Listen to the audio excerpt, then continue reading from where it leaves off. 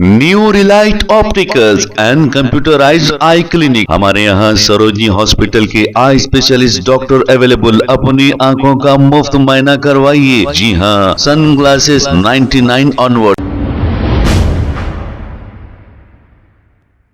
अस्सलाम वालेकुम नाजरीन, 7H न्यूज सच को रखे आपके आगे।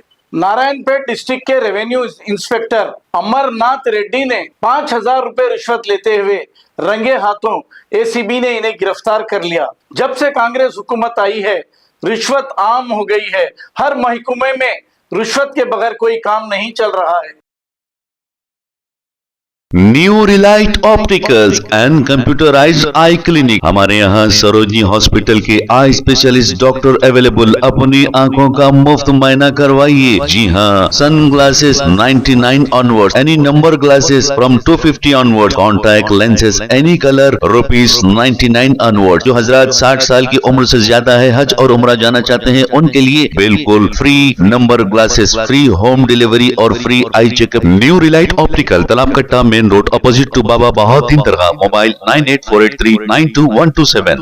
प्लीज हमारे चैनल को लाइक करिए, शेयर करिए, सब्सक्राइब करना ना भूले। 7H न्यूज आपकी आवाज।